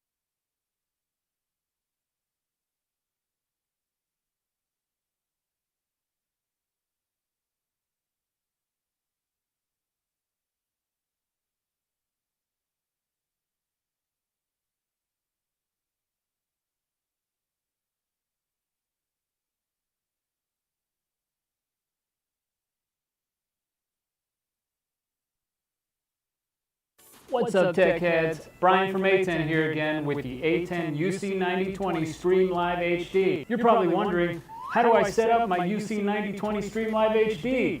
Well, in this video, we're going to show you exactly how to do that with a 2-camera setup. You ready? I am. Now, you're probably wondering, what kind of camera can I use with my A10 UC9020? Very good question. Your camera has to have an HDMI out port. Now it can be a mini or micro HDMI out port, you just need an adapter. So for example, here I have a Sony RX100 camera. Notice it has a micro HDMI out port, but I have a handy adapter, plug it right in, and we can plug this into the A10 UC9020. Over here I have a Sanyo camcorder. It has a mini HDMI out port. Once again, handy adapter, take it, plug it right in. This thing's ready to connect to our A10 UC9020. All right, everyone. First things first, we need to plug in our power source into the A10 UC9020. Okay, after that, these scene preset buttons are going to run through this sequence where they light up green. That means that the device is booting on. Next, since we're doing a 2-camera setup, we want to plug in our HDMI cords from our cameras into the UC9020. So we got one, let's do 2.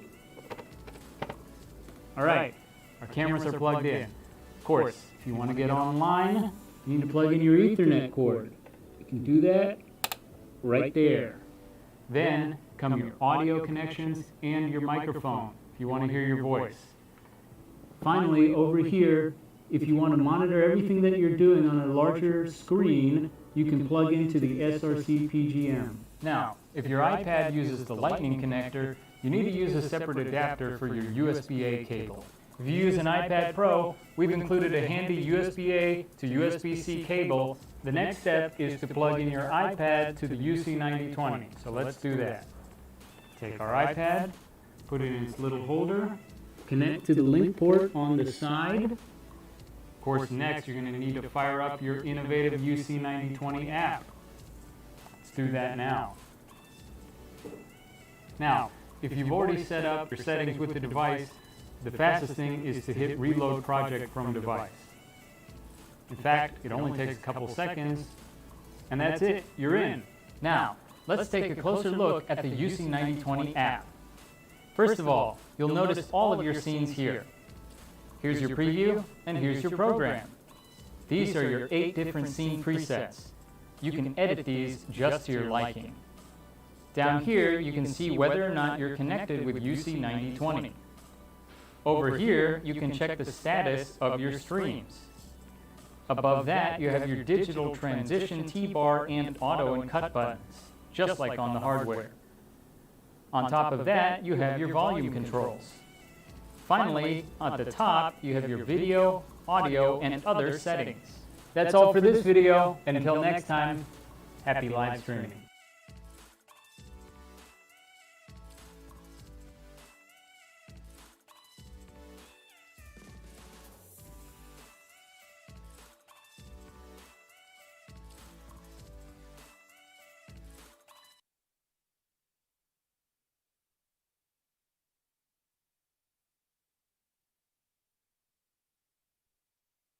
What's up everyone, Brian from A10 here again with the UC9020 Stream Live HD. Now, in this video, we're going to find out how to edit and change your scene presets. So, let's take a look at the UC9020 app. Okay, so here in the A10 UC9020 app, you have all of your scene presets. Again, you can just select them by pressing on each one of the scenes, or you can press the hardware itself. Scene 3, Scene 6, Scene 7. Now, if you want to edit one of these scenes, press one of the gear icons at the bottom right of the scene itself. So here we go. This is the actual live stream image that's going to go out. Here is your overlay section. Right now we have one. This is number 2. Now the UC9020 app accepts JPEG and PNG files. A JPEG is going to be a flat, regular image, whereas a PNG file can be transparent, such as this number 2. If you notice, the red is transparent. Now, let's add another overlay. Press this button right here, and you'll go into your iPad's files. Let's hit All Photos. Let's find something interesting. How about this Live button? All right, now you see we have another overlay right here. It is a PNG file. As you can see, it's red, it's transparent, and by doing this, we can move the image around, we can resize it, and do just as we want to get the perfect image. Now, let's add a little text. Okay, so press here, say something, let's say hello. Let's make the text nice and big too. I want to make it 144. Let's change the color to something more interesting too. How about green? Okay, let's hit OK. Again, we have another overlay right here. Here's our text. Move it around, make it bigger, smaller. Now, down here you might have noticed you have your media. Here's your HDMI 1 input, HDMI 2, so I can change it to HDMI 2. Whoa, there I am. Back to HDMI 1. Or you can go over here. Now here we have dual view. First up is split screen. So you can move that around. You can, you can move that back. Okay, or over here in our layout we have the option for picture in picture. Okay, so as you can see I'm cropped here. It's not what I want. Let's move it bigger. Hit done. Then resize that. Okay, there I am. Now, maybe our live button is in the way. Let's move that out of the way. Hello? Again, you can play with your image here. You can hit crop. You can move it around like this too. Okay, let's change the positioning, put my head in the right place. Oh, now I'm cut off. Again, go back to split screen. You can hit edit in the split screen. Move it around as well.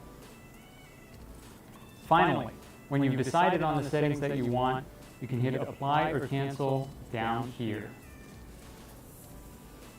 And it's that easy. You've edited one of your scene presets.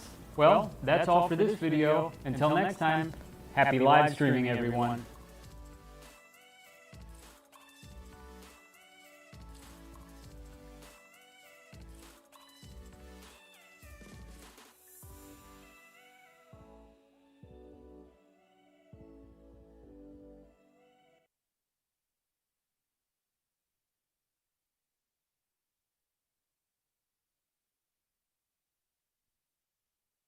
What's up everyone, Brian from A10 here, and in this video we're going to take a closer look at the hardware and the software of the A10 UC9020 Stream Live HD. As you can see, the UC9020 is not only beautiful to look at, it's also easy to use. Why is that? Well, because everything is clearly labeled on the front of the device. Here, you have your scene transition buttons.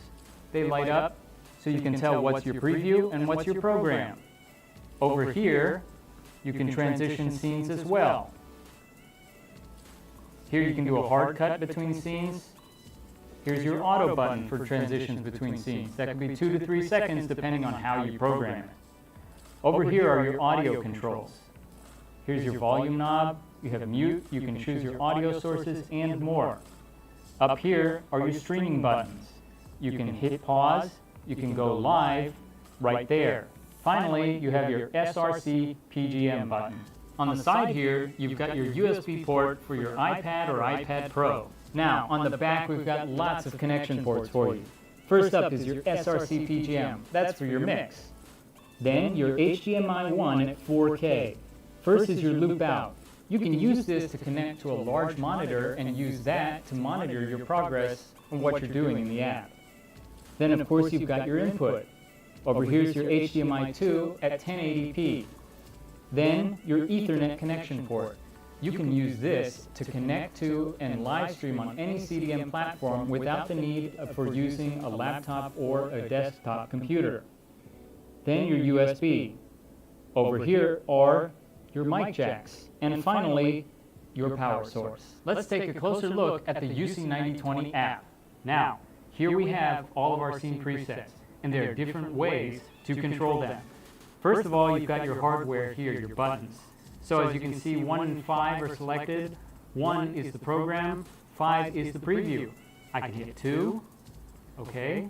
Now I have 2 and 1, I can hit 4, or I can just go up to the app and do the same thing. I can select scene 2 and dual stream, or my background scene preset. Got all kinds of scene presets here. Now, if you want to start transitioning, you can use your T-bar here, and that's going to make a nice smooth transition. Let's change over to picture-in-picture. Okay. Now we've got our scene transition there. That's pretty smooth. Or you can hit auto. If you hit auto, it would just do it for you. Okay, you can program it to 3 seconds or 2 seconds or 1 second. Hit auto. Smooth, nice and smooth. Or you can also hit cut. Cut. That would just do it right away, a hard cut. That's all for this video, but until next time, happy live streaming everyone.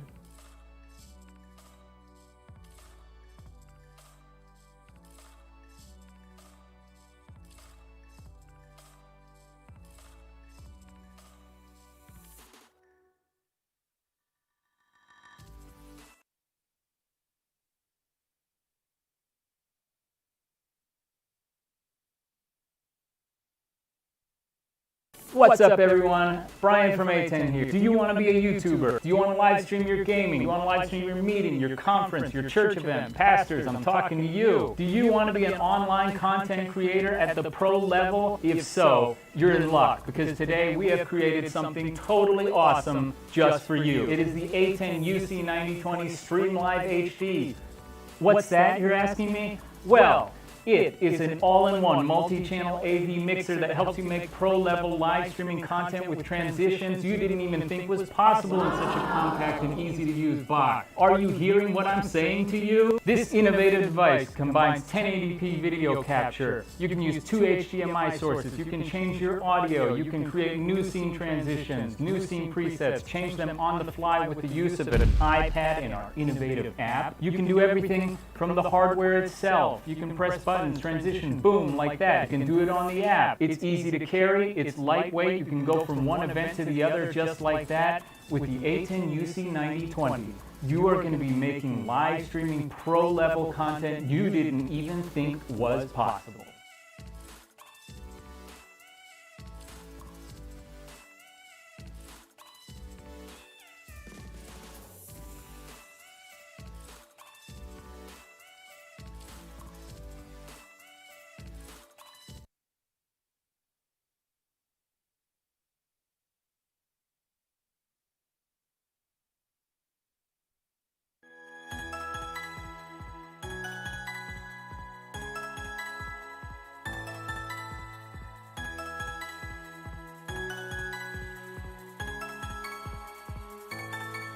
保养工作室本质是一个 co-working space， 那它是以资讯为主的 co-working space。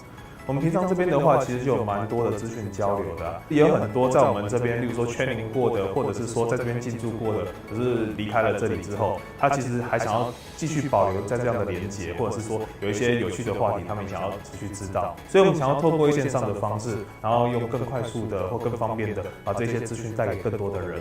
其实直播对我们来讲的话，它是常发生的事情啊。那以往的话，因为有这些设备啊，像 OBS， 然后电脑，其实它的上手门槛难度挺高的。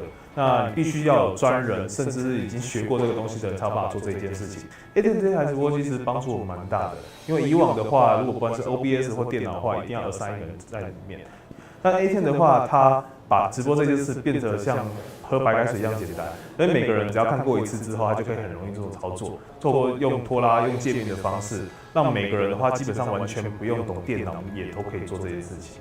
平常我们的硬体配置大概是这样子，会有2个影像讯号，一个的话是讲者的投影片，然后 HDMI 讯号传输进来。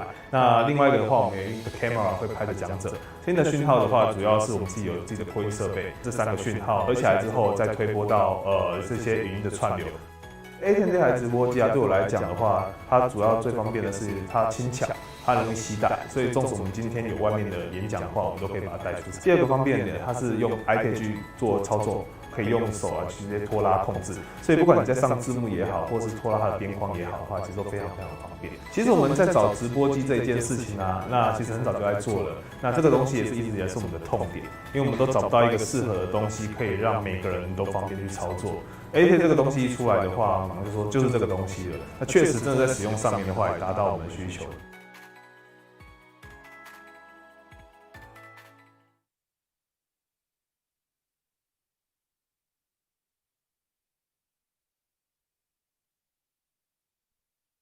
Hello everyone, my name is Chad and today we are going to take a look at the A10 CamLive Pro video capture device. The CamLive Pro is a 4K video capture and switch device for live streaming. Essentially, it is an all-in-one live streaming studio in a portable size. The CamLive Pro is also plug and play, which means it does scaling in real time, no matter the input resolution or frame rate. It is also controlled wirelessly with our app for Android and iOS smartphones. With the app, you can switch between and edit 8 scene presets on the fly. You also have DVE options and a chroma key so you can insert a background or set your logo as a background like this. It's amazing, I know. In addition to the app, simply connect CamLive Pro to a PC or laptop. Either Windows or a Mac, it doesn't matter. You can stream out your content either way. Whether you're streaming a conference, meeting, lecture, or worship service, the CamLive Pro can go where you need to go. And it'll provide you with much higher video quality and pro-level effects, much better than a traditional webcam setup can ever offer. Now let's take a closer look at the CamLive Pro and how to begin using it. The CamLive Pro can be used with 4K cameras, camcorders, and action cameras. Simply connect the cameras with an HDMI cable to the CamLive Pro. It will then send your stream to your computer via USB. The next thing to plug in is a microphone to ensure better sound quality. You can use any microphone with the CamLive Pro, so long as it has an XLR connection. If you want to see your stream on a larger display, you can output the stream to a separate monitor with an HDMI cable and watch your content to ensure it is displaying correctly. The CamLive Pro can stream to all popular video conferencing software, including Teams and Zoom. To output your stream in FHD format, connect the CamLive Pro to a laptop or mobile device. Switching, editing, and more is all done on the A10 On-Air Lite app for Android or iOS. Your smartphone connects to the CamLive Pro via Bluetooth. The benefit of this is that you don't need to stay near your live streaming equipment. Instead, you can move about freely and simply control your stream's output from your phone. In addition, just one person can control the entire live stream setup, and your setup is smaller and neater with the CamLive Pro. To use the On-Air Lite app, first download it from either Google Play or the App Store. Open the app and connect to your CamLive Pro. For today's setup, we're already connected. you'll now see the home page of the app, which is also the video mixer page. Here you'll find 8 different scene presets that you can switch between during the stream. The blue HDMI 1 highlight is camera 1, and the orange is camera 2. If you want to switch from, say, camera 1 to a picture-in-picture, simply tap on that scene preset. And there you have it. It just works.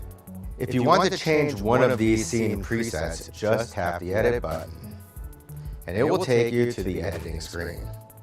You can choose from 4 base layouts on the right. And then here you can move around and resize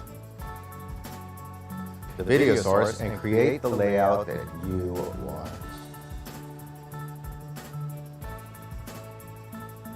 Lastly, here at the bottom right, you can choose whether or not you want to use the chroma key effect.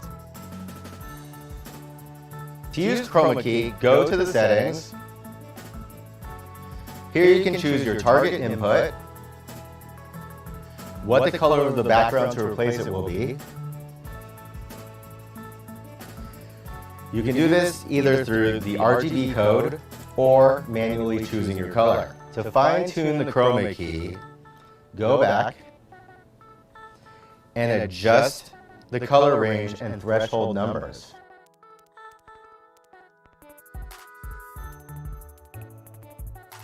This will help to give you the desired definition on your chroma key effect. If you want to adjust your audio, you can do that on the audio page. As you can see here, you have both HDMIs, 2 analog inputs, your PGM or program mix, which is what the audience will hear. You can adjust the volume, whether it's more to the left or right, or turn a source on or off from this menu. Finally, let's go back into the settings page. If you're using a 2-camera setup for 2 speakers and don't want to manually switch each time someone speaks, you can use the auto switch function. This allows for a camera to switch automatically to an audio source. If you have 2 cameras, 1 on each speaker, whenever someone speaks, the video will switch automatically to them. Here, you can select from one of 8 scene presets from either 2 HDMI or analog inputs. If you click the gear icon on the bottom of the page, you can adjust the sensitivity and duration. Next, go to Advanced. Here you can pick your stream output, resolution, 720p, 1080p, and all the way up to 4K. You can also select your frame rate. We have it at 30 frames per second for now. If you're using CamLive Pro with video conferencing software, these settings will be dictated by the applications. Last but not least, you can choose your USB video output to go to either your phone or PC and decide if you want a border or not.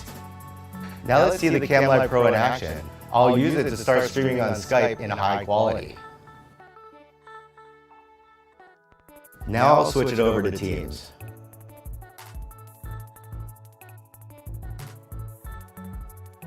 It's just that easy to get started with a plug-and-play device like the CamLive Pro to create live streams with pro-level effects. Thank you for watching our video on the CamLive Pro. For more information about this device or any of our other live streaming solutions, please visit us at www.a10.com.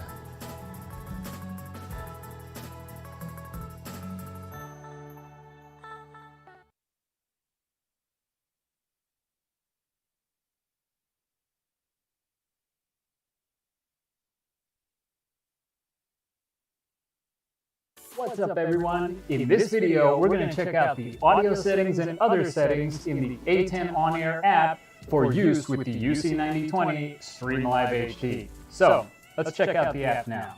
Okay, so here we have our audio settings. Now, you have your preview program up top as usual, but down below we have all new audio settings. First up is our HDMI 1 in, then we have HDMI 2, then we have our mic, trusty mic right here, line in, Then we have our PGM, which is your final mix. Over here, we have our earphone, okay? So if you want to listen to headphones and listen to all the different audio settings, you can do that.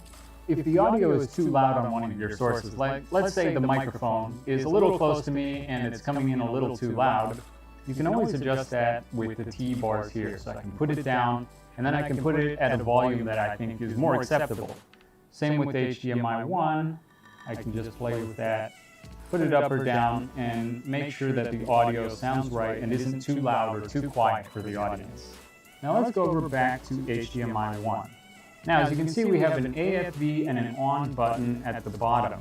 AFV stands for Audio Follows Video, and what that means is if HDMI 1 is recording and it's set to program, then the video and audio will output at the same time. But if I cut over to HDMI 2, then the PGM mix is not going to include the HDMI 1 audio, so that audio will cut out.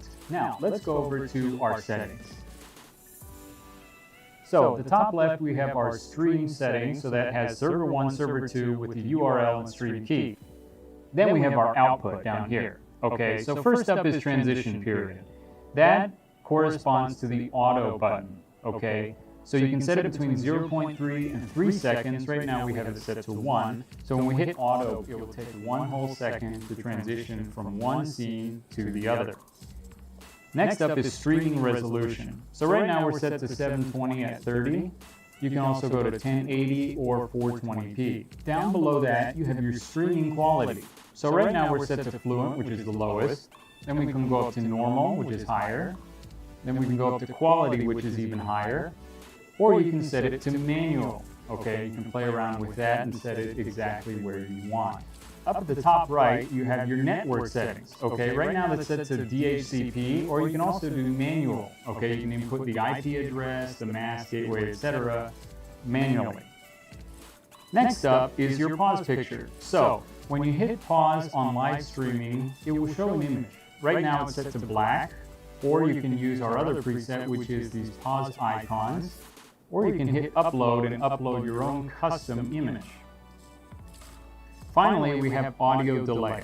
Okay, so that can be set between 0 and 300 milliseconds. It's very important that the audio matches up to the video, obviously. Now, I want to talk about something else. If you go up to the top left here and then go to Open Project, as you can see, you can create project profiles and then quickly open those on the UC9020. So if you're going to different live events and you have a project profile for one and a different one for another, you can easily load that up without having to do everything manually every single time. That's all for this video. Until next time, happy live streaming, everyone.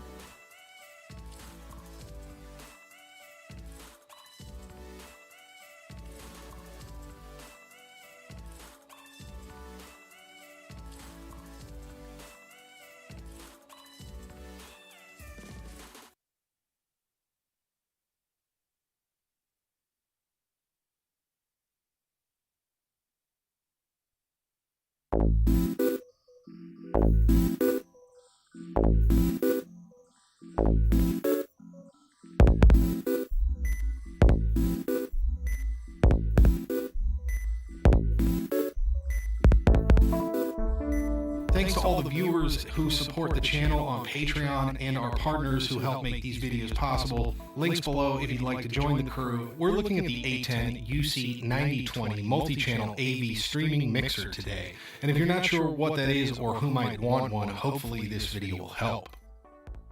With gatherings and meetings off limits around the world for the foreseeable future, streaming content online is the obvious direction to go for many different people and industries. From musicians live streaming home concerts to professors moving their entire curriculum online, many are looking for ways to streamline their content delivery without spending a pile of cash in the process. There are tons of options and possibilities with live streaming, and they can range from using just a smartphone or laptop webcam all the way up to a full broadcast style studio to create your content. For many people though, a couple of camera angles and an additional input for playing presentations and other media would be a very capable setup and a real step up from what they have now. Being able to stream to multiple services without tying up a computer might be a valuable thing, and having a local recording done with an external drive you already own sounds pretty good. Speaking speaking of things you might already own, this does require an iPad for the accompanying app to run, but provides familiar iOS interaction with graphics, text, loading content for presentations. If you're like me and you have a video camera and an iPad on hand already, this unit certainly ticks a lot of boxes early on. For between $1,000 and $1,200 US at the time of filming, it comes in as a pretty affordable option too if you're looking to stretch your streaming budget as far as possible. The UC9020 is capable of encoding 2 output streams at a max resolution of 1920 by 1080p, 30 frames a second, encoded to H.264 at 10 megabits per second. Using the built-in RJ45 connection and a good internet connection, you can use this unit to stream to Facebook, YouTube, Vimeo, Periscope, Twitter, Twitch, or any custom testmc destination. You can stream to any 2 destinations at the same time, or stream to one service and use the second encoder to record locally to an external drive for later use or backup. So let's get into some more of the specs. There are 3 HDMI source inputs. HDMI input 1 is an HDMI 2.0 input capable of 4K and has an equally capable loop-through output. HDMI input 2 is split into A and B inputs, both HDMI 1 capable of up to 1920 by 1080p, 60 frames a second, with none of the inputs having HDCP support. Audio is captured from the HDMI inputs for mixing internally, along with a 1/4-inch mic input as well as a pair of RCA inputs for -10 dB line level signals. Outputs include a source program output that's capable of outputting clean 1080p at 60 frames a second with audio over HDMI. This output can toggle between sources and the program using the dedicated hardware button or via the app. All of the hardware controls on this unit are available via the app for remote.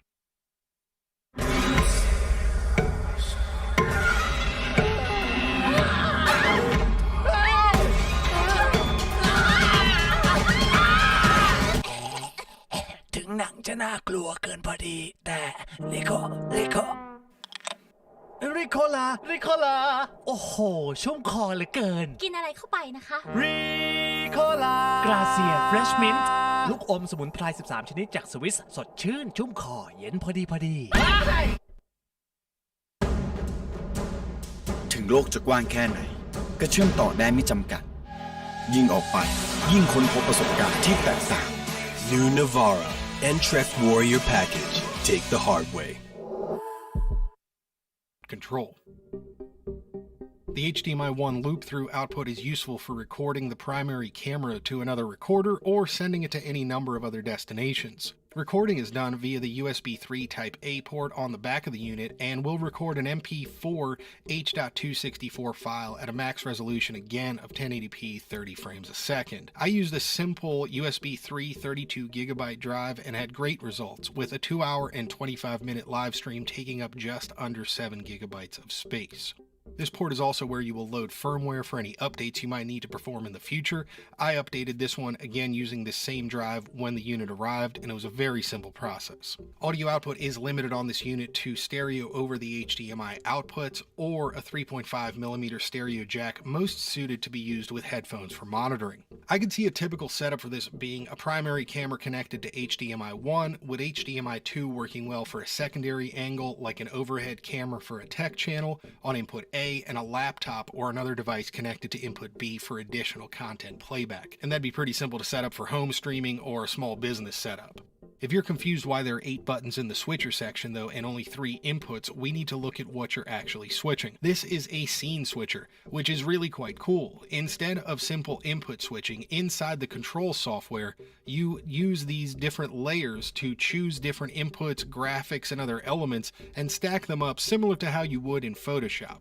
You can add additional graphics from your photos library as well, and custom text layers right in the app. At the time of this video, things like font options and the ability to precisely place objects on a small screen like my iPad mini is somewhat limited. But even if they never add to what's here in a new firmware update, it's a reasonable compromise to needing a computer to handle graphics and text overlays for a simple stream. I would recommend getting the biggest and most capable iPad you can if you're serious about using this unit. The app is well made and easy to use even on an iPad mini, but the age of my iPad mini along with its small size really leave me wanting to experience this switcher with a larger iPad Pro. The stream quality and ease of setup was really quite good. If you've worked with streaming software like OBS before, it's as simple as copying the RTMP address from your streaming service as well as the key into the appropriate places and you're ready. I did this by setting up the stream first on my computer, copying those credentials to a note and sharing that to the iPad